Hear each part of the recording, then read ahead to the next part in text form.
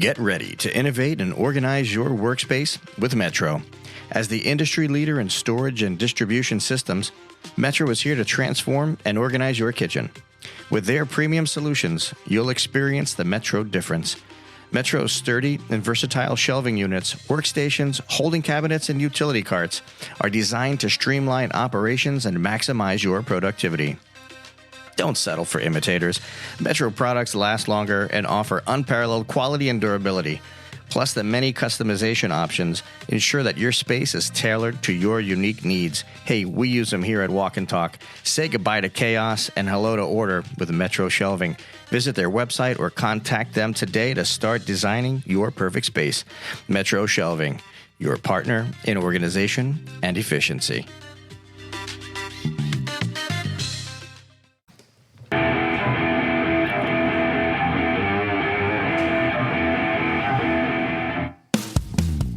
Hello, food fam. This is the Walk and Talk podcast, where you'll find the perfect blend of food, fun, and cooking knowledge. I'm your host, Carl Fiadini.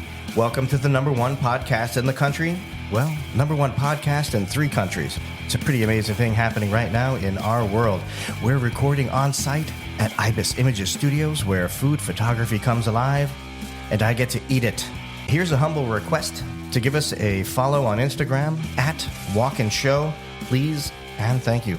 I'm into quality smoked fish dips and spreads. I know you are too. Check out our friends over at Crab Island Seafood Company. Visit them at crabislandseafooddip.com and order yours today. Last week, we had Chef Brandon Clark, creative mind behind Hot Sauce Darling. Clark and Hopkins. Super inspiring episode. Go back and listen up. I lived in Brooklyn as a child. There are many things I miss and fond memories I cherish with my family. Kind of like dunking the bread into my grandmother's sauce pot and all the homemade, old school Italian food during the holidays. I also miss L&B Pizza in Bensonhurst. It's my all-time favorite. But you know what else I miss? Street cart hot dogs. To spend time with me, my Uncle Anthony would say, "Hey, Carlucci, Let's go take a ride in the car." We'd go to Radio Shack or Crazy Eddie's, and then inevitably we'd stop for some dirty water hot dogs. It was an experience. The snap of the hot dog skin, all the flavors, washing it down with a Yoo-Hoo or a Mellow Yellow, just standing on the corner and eating, talking, listening to his stories and topics that frankly were probably inappropriate for a 7-year-old. That's the way it was back then. These moments were indeed special to me. Who would think that behind the veil of my happy, nostalgic food memories are the actual struggles of what it takes to be a food vendor on the streets of New York? Today, we're going to dive into a remarkable journey of our guest, Dan Rossi, New York's hot dog king. It's a fascinating story, but first, let's welcome Jefferson back to the studio. What's cooking, baby? We missed you last week. Yeah, had some fun up over in New Hampshire. It kind of inspired the menu for today. Reached out to one of our farmers and someone that supports us, Vicky Webster over at Happy Tales. And she gave us some Kuni Kuni pork. And we have a pork tenderloin and a pork chop that we're going to do, 2 different ones. Since it is about to start being apple season up in New England, I was like, I wrote this menu. It was funny as anything because Keith was like, hey, remember where we got those cider donuts? It's right on the way. We ended up getting it on Sunday. We ended up going back up to, we forgot a catering rental unit, just 1 box, 1.5 hour away, 3-hour drive to go pick the box up. Yeah, catering. Love it. Hashtag adventure. Yeah, right. Well, we made the best of it because we got some cider donuts. So it's an apple cider donut, apple cider brined pork chop with a apple cider crumble with blue cheese, candied pecans, and braised greens. Then the pork tenderloin is going to be grilled figs, prosciutto, burrata, blister tomatoes, pickled fennel with roasted potatoes. And then I wanted to do, because it's getting a little bit fall-like in other parts of the country besides Florida, because it's still 95% humidity. I ended up doing a chili, but it's with hot hatch chilies, which are from New Mexico. Some of her chicken that is just absolutely phenomenal. We're going to do some pickled avocado and then garlic chili crisp, and then bourbon bacon to finish that off to give it some depth and complexity. Yeah, what was in that jar That is the chili crisp that I make. Yeah, I wanted to just like start spooning it right there. Yeah, so mine actually has cinnamon, star anise, shallots, garlic, chili paste, chili flakes, a little touch of gochujang, and also thin soy on it. I didn't eat last night. Good. In anticipation for today. And I didn't have anything for breakfast. So I just want you to know it's going to be serious today. That's Starvin' Marvin. Yeah, totally Starvin' Marvin. And I was just finishing the podcast from last week, and I love the sandwich reference, how John likes to do sandwiches. There's no sandwiches today. Man, I'll tell you what, it was a great week. Last week was fun, man. We had a really... Sounded like it. Yeah, we had a good time. Maybe I should go out of town more often. You should probably, you know what, get out of here, kid. Scram, you know. Listen, by the way, today we're going to be shooting our acceptance speech for the People's Choice Awards for the podcast category. And it's not that we've won anything, but we're in the finals and we have to actually shoot this in order, when we find out actually who does win. And if it is us, we'll have it prepared. Super stoked about this. It's an amazing feat. I mean, think about how many 5 million listeners down to 20,000 listeners they're going to pick the People's Choice, and there's 9 other podcasts, including us, would be 10. Yeah, I mean, whittle down to 10. We're in that final 10. I don't know, man. It's an honor just being mentioned in those different podcasts. Yeah, I'm trying to figure out if I'm going to have, like on our email, signature. If we don't win, Nominated. Nominated, right? Yeah, I guess. Why not? I don't know. I mean, it's that's a huge feat. So stoked. Mm-hmm. Equally as excited to jump into the food today. I'm ready to rock and roll, man. Well, too bad we don't have dirty hot dogs. So I know. That was a couple weeks ago. As I was writing the monologue out, and I did that early this morning, about 3 a.m, and I was like, hey, you know what? This is what I was feeling. And I actually, it brought back like that actual snap of the dog, knishes, like all that stuff, man. I miss it. It's been a long time. It's funny you mentioned knishes, and somebody was talking to me about something. Believe it or not, I think they're trending because Universal Studios actually sells potato knish as a street food. No kidding. Yeah, in Orlando. I was amazed, especially for what they charge. It's like $10. Well, sure. They're not making a killing on that. Well, listen, here's the thing. When you're talking like knish, you're talking hot dog, stuff like that. I haven't had a Manhattan special in a million years. And I feel like, sometime this coming week, I'm going to have to go off on a search. I need to like quench the craving. Yeah. You know what you need to wash it down with is an egg cream. I can't believe you had a Yoo-hoo instead of an egg cream. Well, but I was a kid. That's what I used to get at the carts, man. Yeah. I used to get a Yoo-hoo, a kid, and my uncle would get like a Manhattan special or whatever, or I would get a Mellow. Yeah, that's what I had, right. and I dig it. But anyhow, speaking of all of this, hot dogs and New York street food, I think we should usher in our guest today. Yeah, I think so too. Dan Rossi, welcome to the program. Glad to be here. Thank you kindly. Yeah, we had, you and I had a long conversation a couple of weeks ago, kind of talking about your rise, if you will, in this, hot dog street cart world over there, and then fall and then rise again. And I think the story is incredible. And I do have questions here for you, but before we jump into questions, like if you could give kind of an airplane view of who you are, where you came from, and how you got into the food cart business, hot dog specifically, that would be terrific. Oh wow! Well, I'm a native New Yorker. I'm an Italian American, and right out of high school, I went into the Marine Corps. I did a few tours in Vietnam. And when I came out, I became a sheet metal apprentice in the trades, and then a mechanic naturally. And while I was in the shop, one of the old timers had a heart attack and asked me to build him a hot dog cart. And after I was done, he felt better and he didn't want it. So I was stuck with this hot dog cart, and I said, let me try and sell it. And as soon as I put it for sale, I sold it. So that became my business. I started to, at home at night, I would build a cart. When it was done, I'd sell it. I ended up being the largest hot dog company in the city's history. Within about 10 years, I had 500 carts on the street, which is a pretty amazing That's a pretty amazing feat.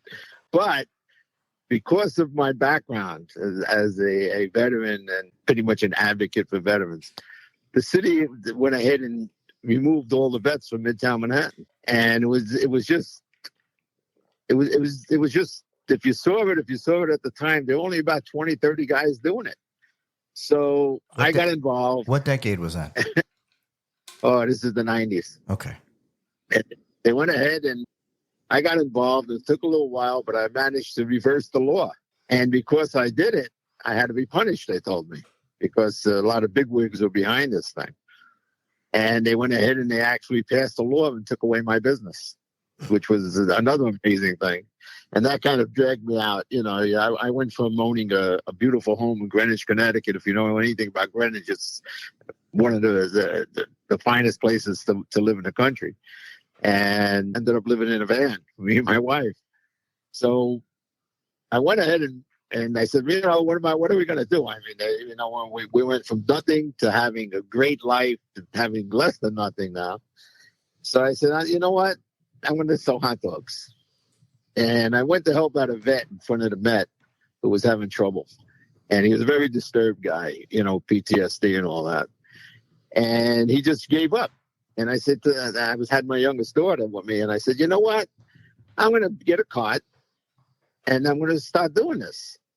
And I didn't want to upset the apple cart. I had enough of that politics stuff. I didn't want to be involved with any of it.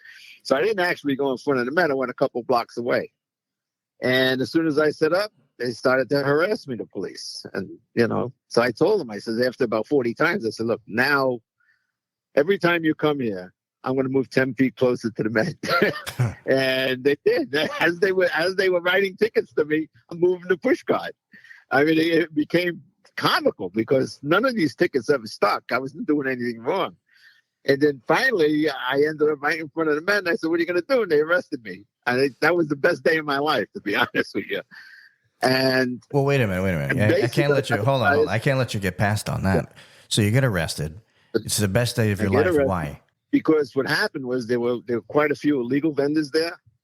And when they saw me get arrested, they just scattered. And when I came back the next day, no one bothered me. So I says, I knew I wasn't breaking any laws. I says, now I got them. Now I know I can be here. And that started to establish me as the hot dog king. I mean, it just took off. And, one thing led to another. This 18 years later, I'm still here. I'm still getting harassed. I'm still getting tickets. I'm still getting shut down. But it's all nonsense. It's just the smoke and mirrors that they're doing. Well, what was the challenge that you had? So when you transitioned from manufacturing to actually becoming a food vendor, what kind of hiccups were you experiencing there?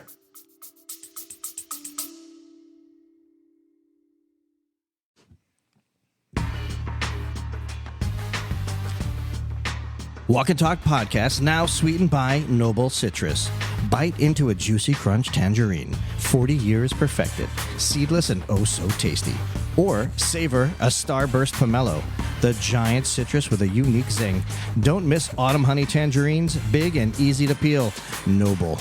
Generations of citrus expertise, delivering exceptional flavor year-round. Taste the difference with Noble Citrus.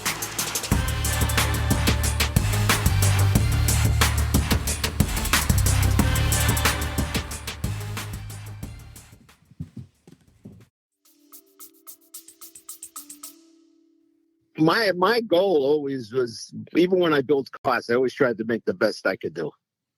And the thing we were having here was just what hot dog to sell and how to sell it. Because I had hundreds. In my time, I had carts, but I never actually physically vended. There's a big difference between building a cart and putting it on the street and actually being behind that cart.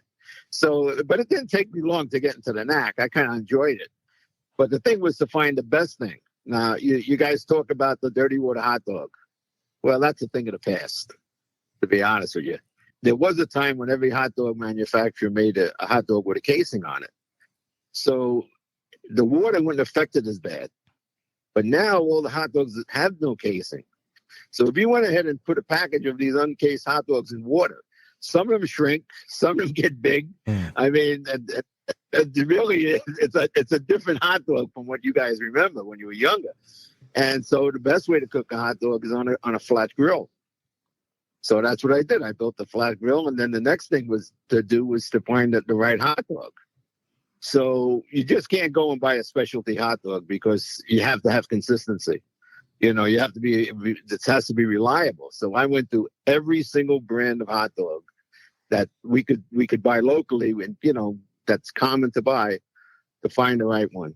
And once we hit on that was a home run.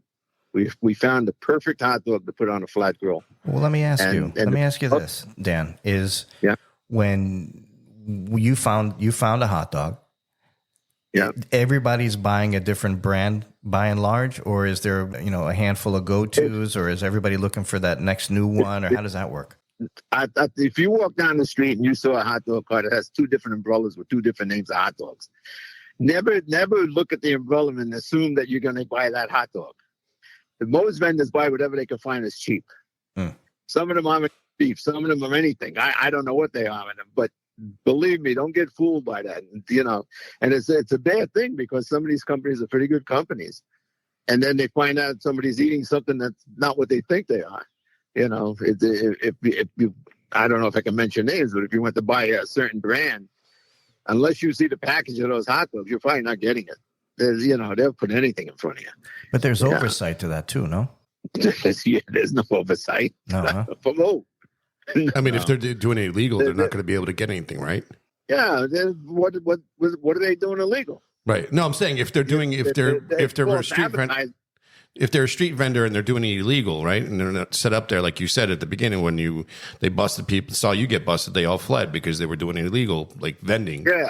They're not gonna care what's in the hot dog. They're gonna buy the cheapest one, like you said. So there's no truth in menu. They don't care about anything. All they care about is giving you $1 and handing it to you. So then what makes your hot dogs different or better than the competitor? Well, there's the consistency. If you bought a hot dog today and bought one 6 months from now, it's exactly the same thing. And the grill does it. When I said that they don't have casings anymore, if you put it on a flat grill, you get a crunch with this hot dog. So that's it. You've got the taste. You got the same hot dog. People come from us 2-3 years ago, Dan. And it's the same thing. That matters. Not that they come today and they taste one kind of hot dog, come tomorrow and something else. And our relationship with the people. I mean, we just have a great relationship with the people who live around here. And that's a hard thing to do, because these are pretty wealthy people, they buy me all the time. Do you ever get customers that have yours, they pay X amount of dollars, but then there's a guy, another cart, 30 yards, 50 yards away, something like that, and they undercut you by $1 or 50 cents. Do you get a lot of that? Is there that sort of? Oh, it's just the opposite. In front of the museum here, it's all tourists. So we have a price list, so you're always going to pay what's on the price list. But if you go to a cart that's 20 feet from me, you might pay $30 for a hot dog. They charge you by your look. So if they think you're a visitor, you're a tourist, you're going to get hit, But, and that's the way it is. It's never undercut. Forget about undercut. They're overcharging these people by a ton. So then what's the difference between being in front of the Met and then, being, blocks and blocks away, maybe just more towards residential or something like that? When you're not... You go residential and you're getting the people who live there. They're New Yorkers. They're not going to fall for a $30 hot dog. But you get somebody from China who doesn't even know what's going on. I've seen 8-year-old Chinese kids walk up to us with $100 bills. Now, you can imagine what would happen if they went to these other guys. They just, I'll tell you the truth. They just watch you. They take that shot that you're a tourist, and then they hit you because there's no price list. So once they hand you that hot dog and you take it, and they say $10 or $15, you end up paying it. You know. That's insane. Well, some people, I can't tell you how many times I see a hot dog thrown at one of these guys, or fights break out. Or it's almost everyday occurrence because they picked on the wrong person. See, what you got to do is you got to set up a camera to catch all that reality stuff. TV, man. Yeah, absolutely. So is it safe to say, Dan? Is it safe to say that? And send it to me. You send it to me. I'll take care of everything. Okay. So is it safe to say that location matters? Is that like in your opinion, top 3 most important things for a New York City food vendor? Is it location or quality? Location. And then you got to follow the quality, but you have to be in a good spot. You know, I'll tell you the truth. I know some vendors that are in areas that you would never believe made money, but they have a consistent customer base. They make a good product and that, but they're not getting the tourists. They're getting the guy who works in a factory or in a building, the janitors and the doormen and all that. And they end up, and it's almost as if they could tell what they're going to make by the end of the day before they even start the day, because they see the same people every day. Well, I always thought Go ahead. I'm sorry. Go ahead. No, but when I am, it's not that way. You know, we have our regulars, but it's nothing compared to what they have. We're 99% tourists. They're 99%, regulars. And that's the world of difference. And if they get that location, they're great. They do great. You know, I think that's what's interesting is, you can get, somebody who makes, $500,000 a year, and somebody that makes $40,000 a year, and everybody's eating hot dogs on the street. It's pretty. That can happen. Yeah. Some really lucrative locations in the city. A problem with us is we do fine in the summer, but Labor Day just passed. We went down 25% in 2 weeks. So that's it, and it'll come back up, in October. But that 1 month kind of we go down into a valley, and then we start to climb back up again. But then by January, we're back down in the valley again. But locations in Midtown where it's the workers, there's no slump. A coffee cart in Midtown, they know what they're going to make every day of the week. They see the same people every day of the week. And if they could survive on that, they're doing great. How do you hold your spot at the Met? How do you keep that same position? Well, what we do is that at night to clean the cart and bring the cart back, and then I park my van across the street and I go to sleep. And I've been doing that for 12 years. There's no other way to do that, huh? Be here overnight. I have to be here overnight and keep an eye on the cart. This is a lifestyle. It's lousy, let me tell you. I would much rather be sleeping in a nice bed, But expand on that a little bit, Dan, because so you had this life right before you were in Connecticut. Yeah, things were awesome, and then you kind of let's just say you get kicked in the belly, and here you are, you're sleeping in your van to hold a spot for the cart at the Met. I mean, you're making money, right? I mean, it's a good living. It has to be. Here's the way it works. We'll do fine in that 6 months, and then I have to have a little cushion to get us through the winter. So it isn't that way. It's survival more than making money. To be honest with you, I'm not a young kid anymore. I'm going to be 75. And there are too many more opportunities. I can't go in a sheet metal shop and go bang metal. Those days are gone. But I fell into this. I actually got trapped into this because of the illegals again. Right now, in front of the Met, there are 10 carts. And I'm legal. The rest of them are not legal. And the city is complacent with them. You have no idea how bad the city is right now in vending. There are more illegal vendors in the city than I've ever heard of. And there's nothing they do about it. There's absolutely zero enforcement. They've given up on enforcing vending. And what saves me is the fact that we have bus stops and things. That's the one thing you can't do. You can't go in a bus stop or a taxi stand. And we're like a little oasis, so there's nothing immediate. I got one cart maybe 30 feet from us, but the rest are a half a block away. So that saves me. But we're talking about maybe myself and one other cart around the entire Central Park are legal and the rest are not. And they're not going to touch these people. It's just the way it is right now. That's kind of like what's going on with the hotels, where the illegals are actually staying at hotels. I saw some some stuff about that, and a friend of mine actually visited New York a couple of months ago and inadvertently stayed at one of those hotels, and was genuinely fearful of his life. It's bad. Yeah, bad. Yeah, one of the problems is we had a lot of newcomers come in. I don't call people illegal. We had a lot of newcomers come in, and they can't work because you have to be able to work legally in the city. Like when I hire someone, I have to make sure I can put them on the books, and the city doesn't allow them to work legally. So what do? They either end up, I don't know. There's not that much crime, but it's a bad atmosphere. But a lot of them end up going on the street vending. You'll see blankets all over the street with them selling knockoff jewelry or handbags or hats or whatever they're doing. And we're talking about a lot of them. We're not talking about a few people. We're talking about hundreds. And, Is it worse now than it was? Is it worse now over there than it was like in the 70s, early 80s? Oh, I was there. I started in the late 70s and early 80s. It was bad. It's 5 times worse now. Wow. That's how bad it was. It's really bad. If you go down into Midtown where you never saw these people, they're lined up toe to toe a whole block long.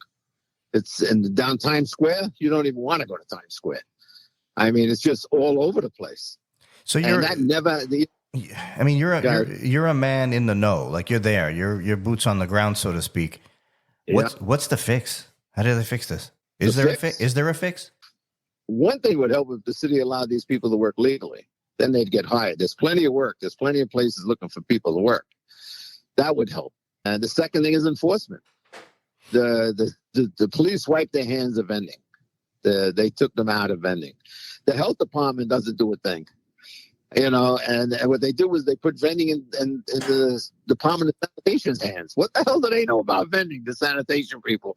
That was the biggest joke in the world. They need some enforcement. Not Gestapo style thing, but you have to go down and say, listen, guys, you can't be here. And then that'll do it. Start knocking them away. Especially, I got one right outside the pickup truck right now selling, fruits, and she's got a little basket and she's doing it. They got hundreds of those people here. You got to give them an opportunity to work. That would be the big deal. So it's just not. There's no food inspectors that come through to make sure that there's some, standard operating procedures being enacted, cleanliness, basic stuff. The health department is told if they're not permitted, keep walking. Wow. That's their word. If they're not permitted, keep walking. They could come to me and they can go down the list. I mean, there's a long list. And because I'm permitted, I'm licensed. But to them, who are you talking to? What name are they giving you? It's a waste of time. And then, you give them a ticket, they throw it away. What is that? But you give me a ticket and I have to battle it, because it's a whole different ballgame. But there's no oversight at all. Nothing. Zero. I'll give you an example. We did a little special for a company a few weeks ago, and they covered my cart completely with their advertising. We were giving away hot dogs for them, and right next to my cart is my daughter's cart. So inspector comes, he goes to my daughter, and we have like banners that come down off the umbrella, the advertisement, little panels, and it was blocking the permit. So he gave her a ticket for blocking the permit. This is so ridiculous. 5 feet away, and my permit is completely covered. And he didn't even, and my daughter said, well, what about my father? And he said, no, I'm here for you. So the health department only goes to a cart, or it goes after the complaint. 50 people could be there breaking the law, but they'll only go to that one person that they got the complaint for, and then they walk away. They close their eyes to everything else that's happened. It's just amazing, especially when you're legitimate. It really turns your stomach, knowing that all this is going on and these clowns are coming here just to bother me. So, well, I hate to say I'm used to it, but I'm almost used to it. No, I mean, I don't know how you would get used to that. So if the community supports the the cart and other carts or whatever. Does the community not care about what they're eating or potentially eating, or the health risks or anything like that? I mean, can't the community kind of like go, make a stand, open their mouth, do something? To who? The health department, I guess. No. You go ahead, have a good time. It's funny. There's actually an organization that advocates for vendors, but the guy running it is part of the black market. And if you call 311 to make a complaint, they send you to him. All it's going to take is a group of people getting sick from a vendor, and that's when the boat's going to hit the fan. That's the only thing. That's different. But who wants to see people get sick? I understand that, but that's nobody. That's why you have to be permitted. The city does. The city waits for something bad to happen before they act. When they can resolve it before anything bad happens. They don't do it. There's nobody in charge that's going to take that responsibility. It's not happening. I was shocked when we spoke the first time, Dan, and you were kind of laying some breadcrumbs down for me with some of this info, and I'm actually more shocked today, to be honest with you. It's just for you to kind of go deeper in it a little bit and hearing it, it's shocking. Yeah, it's New York City, for crying out loud. It's New York City, and people just don't see it. I don't know. They just don't. You get complaints. Back in the 90s, I mean, there was a war going against vendors. They did every possible law in the world to control us, but that was legal vendors. Everyone involved was legal. So it's easy to enforce laws against legal people. It's impossible to enforce a law against an illegal person. They're already breaking the law. When they told me that, the inspector said, "Look, if it's got no permit, we're told to keep going." So that told you everything. That told you the whole story. Well, they don't have any right. They don't have any jurisdiction. They only have a shutdown. They can't remove you. The law. The police officer has to do that. Correct? If I'm not mistaken. Yeah. So no. The only one who can shut you down is the health department. At the end of May, just to give you an example of how things happened, they came to my push cart. What happened was about 5 carts set up in a bus stop not too far from me, and they started a big ruckus. So the inspectors came down, and the health department goes up to my cart. He looks at the permit, and he says, "This permit's not allowed on the park's property." And we looked at him, "What, are you crazy? We're here 18 years. My permit happens to probably be the oldest permit in New York City. It was issued in 1983. So he scraped the permit off my cart, shut me down, put a big poster on my cart, "You can't work." So I called up his supervisor, and the supervisor was playing stupid. And then for almost 4 weeks, they wouldn't allow me to work until finally I started to talk a little tough. And then they reversed themselves. "Oh, the permit is fine." I says, "But I almost lost 4 weeks of work. And now you're telling me the permit is fine? If you knew the permit was fine before you scraped it." I said, these are the kind of games they play. And then, what can you do? You end up going to court. I'm going to end up going to court for this. I mean, I've been in court so many times in my life, I don't want to go to court, but I have to do it, I mean, you're doing a service, or you're feeding people, for crying out loud, and these guys are breaking your balls apparently, seemingly for no reason, and unless you're squirting ketchup on the sergeant's tie or something like that. Like, what the fact that it's like they're out to get you. I'm the key. I'm the key of the whole veteran vending issue. I'm the only one who hasn't given in to their games that they're playing. I refuse to go by what they're saying because it's all unlawful. And once they get me, that's the end of the vets in the city. They're gonna completely remove any privileges we have and just throw us in with the other vendors, and that's the end of us. So they know getting me is like a home run, and they've been trying to do this for years. I mean, I can't tell you how many times I've been ticketed and gone to court, and they don't care about the decisions that the courts bring out. I actually argued the case in the appellate court and won. And the city said, "So what? You won.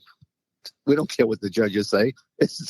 They do what they want. They would take you to court again. It's just... And That's the problem. And that specifically has to do with your permit is related to being a disabled vet, right?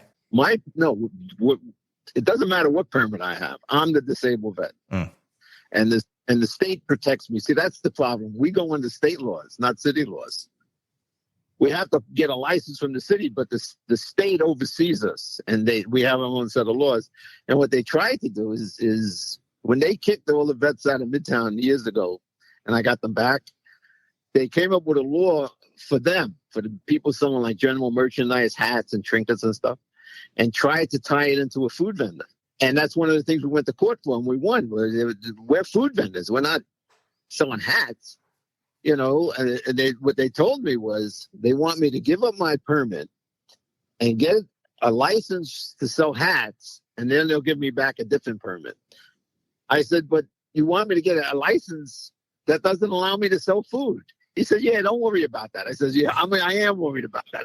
What am I, a moron or something? It was so stupid. And then finally they gave in, but that's what they're expecting me to do. And I'm the only one who hasn't done it. The other vets did it because they don't care, but I do care. We all see things differently. And I've been through much, been through too much with the city and the government and the laws. Then when I know I'm right and when the courts back me up, I'm going to stand by what's right. I'm not going to just bend to them because that's what they want. So you've actually, I saw your feature on Netflix. Yeah. What is it? On USA Street Food or something like that. And you were one of the features. I thought it was pretty great. And as we're talking, I do a lot of formulating on the spot, right? So we spoke, I already have opinions, we're talking, and now those everything kind of changes a little bit and it, comes out into the podcast. Yeah. You really wear the New York hot dog king on your sleeve. Like that's a part of your personality, right? I mean, because like you said a second ago, like, hey, I'm the last one. If they take me down, then the whole thing goes away. You're kind of like you're out there sitting on your proverbial throne, the cart, and you're sitting up there and you're going to run this to the end, huh? Well, I'm going to go to the end. I figure I'm going to be turning 75. I got 15 more years. We'll see how it turns out. Well, how does that work with you? You said your daughter your daughter has a cart next to you, right? Yeah, my daughter Elizabeth. She served in the Marines too. Excellent. And got her a permit. In fact, we had to go to court to get her a permit. I mean, that's how ridiculous it was. When the state says you have to give it, they said we don't care what the state says. We still had to go to court and get it. So, and the reason that I have to have her next to me is because if I didn't, there would be an illegal right next to me. They'd be here in a second. That's why I sleep here every night. They in a minute. And I actually had one police captain says, "Look, we'll get rid of you before them." And when you hear a police captain tell you that, you say, "Oh, I'm on my own. I have to defend myself," and that's what I've been doing. It's not a nice thing. So, I mean, if you don't want to answer, you don't have to. But do things get a little rough in the overnight hours or anything like intimidation or something like that? Yeah, they did in the beginning. We had some. I remember once there 5 or 6 guys came and they went into I was across the street. By the time I got back across the street to the cart to chase them away, they were trying to wreck the cart, scrape the decal off. A few times there was guys who thought they were tough. Well, you have no idea how tough I can be. I don't take crap from anybody.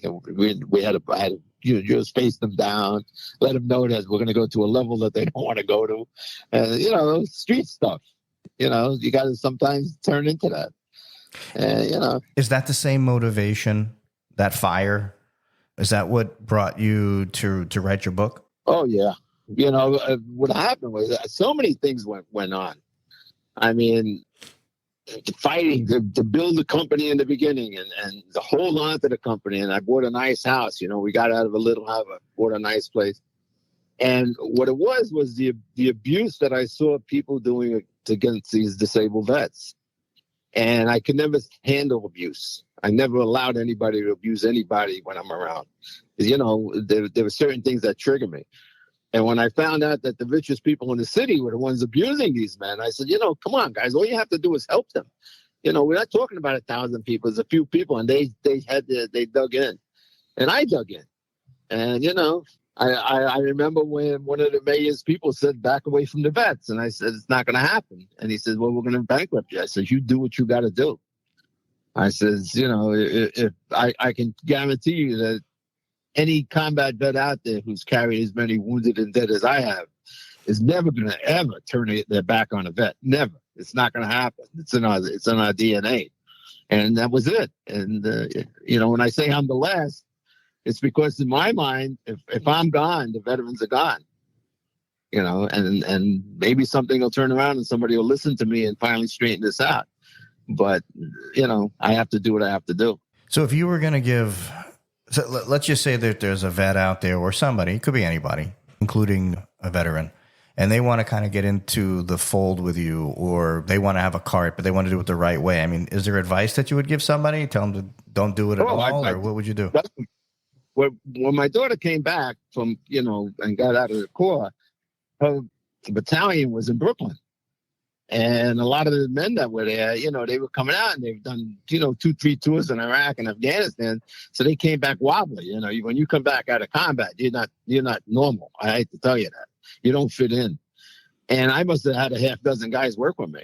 I bring them in, calm them down. They start getting readjusted. And I said, it's time for you to go. Now go find something you can do. And I did that to at least half dozen guys. When I started my initial sheet metal business, hired all Vietnam vets because nobody would hire them. You have to be one of them to understand them.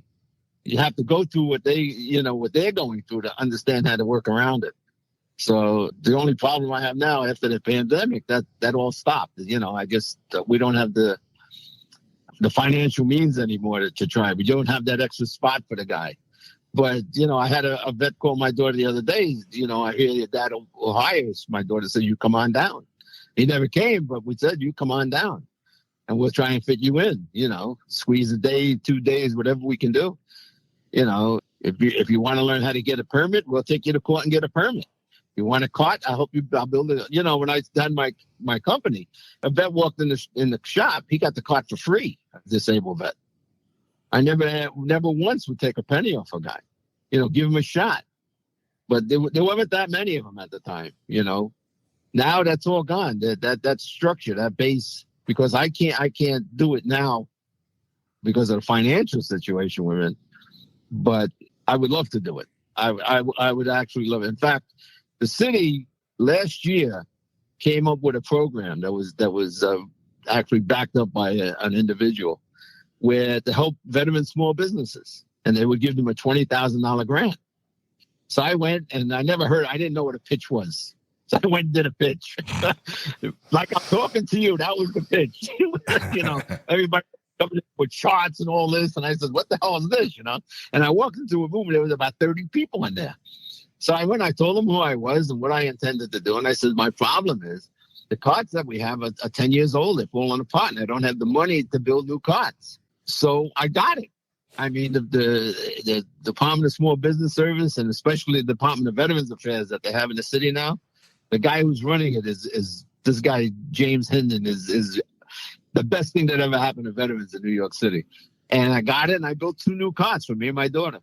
So, and I told him, there was a time when I would be the one that would be doing this.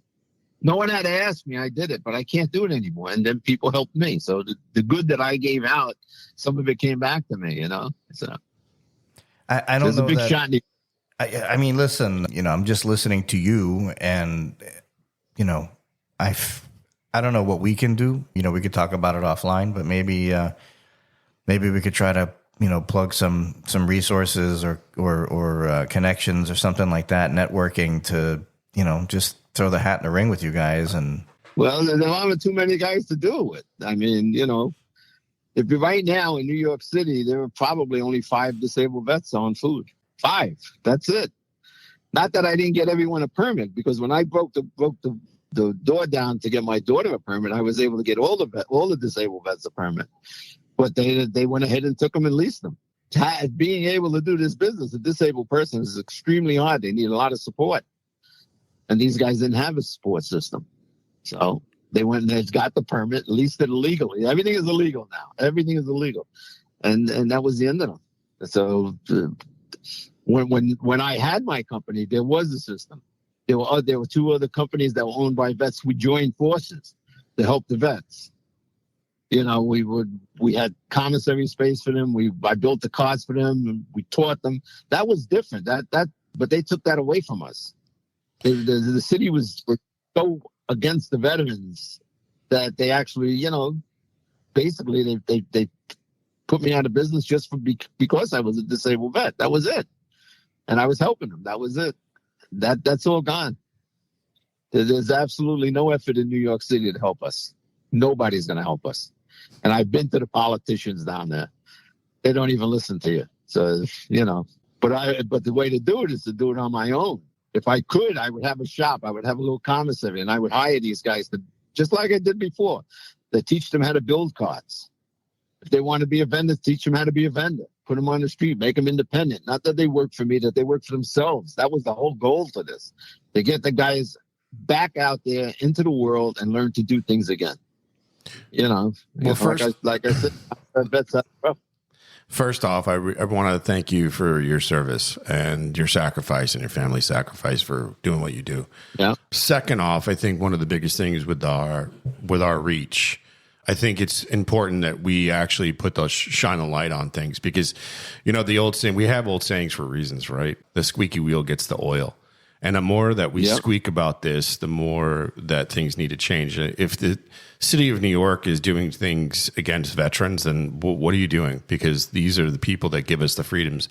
And after yesterday, what we celebrated Patriot Day, which affected New York greatly, and those 3,000 people that perished, it's disgusting to hear this stuff like this. Yeah. There's different people out there that are doing things. My brother-in-law is somebody big in the veterans affairs and dealing with PTSD, and it's shocking to hear a city such as New York, as great as it should be, snuffing out, for lack of better terminology, snuffing out veterans. The restaurant industry in itself, we seem to be the one that's the light of the moths, and the moths are the misfits and the pirates, and specifically those that have gone abroad to fight in combat, because we have the hierarchy. And I've worked with so many different veterans, and I don't know from PTSD of being in battle, but I know from seeing them and what they go through, I'm kind of disgusted with New York right now, as a matter of fact. Yeah.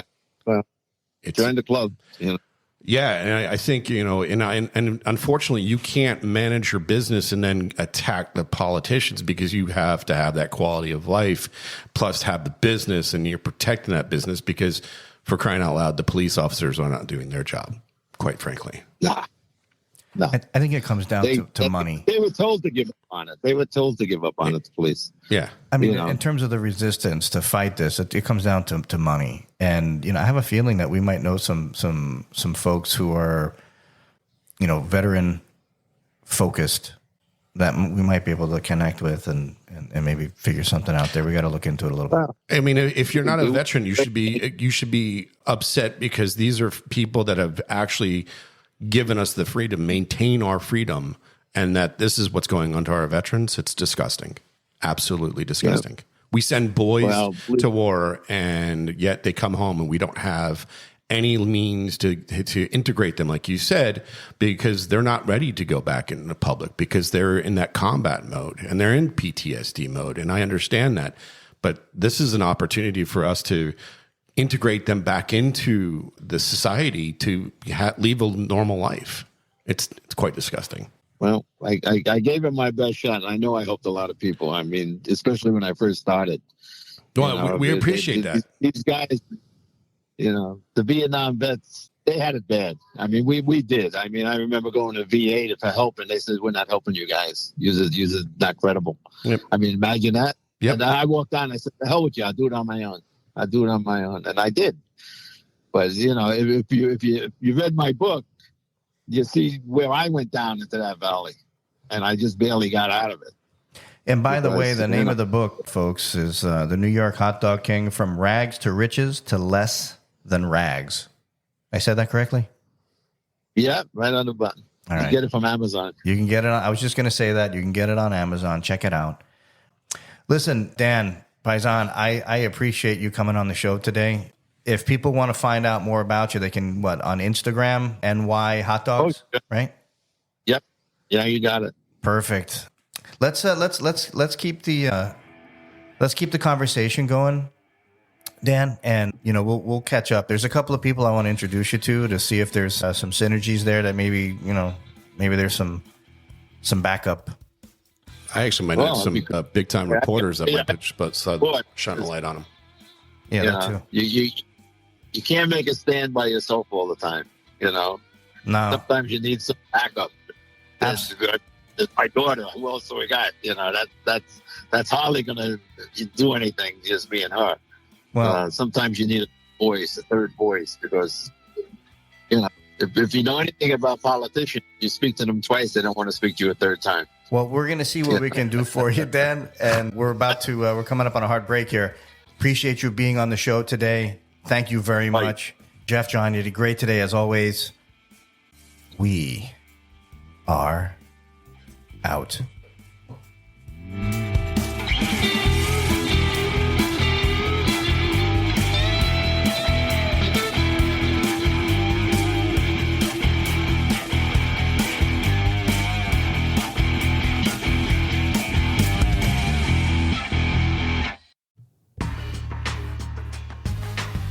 Let me tell you about my friends over at Citrus America and their amazing juicing equipment. They're revolutionizing the way you enjoy freshly squeezed juice. They're at the best hotels, restaurants, and markets. Their mission is simple: develop a unique consumer experience with on-premise juicing, deliver healthy taste options to clientele, and juice more faster. It's that easy. Citrus America supplies the highest quality juicing equipment and solutions in the industry. So whether you're a small business owner or a large corporation, Citrus America has the right juicing equipment for you. Find out more at citrusamerica.com.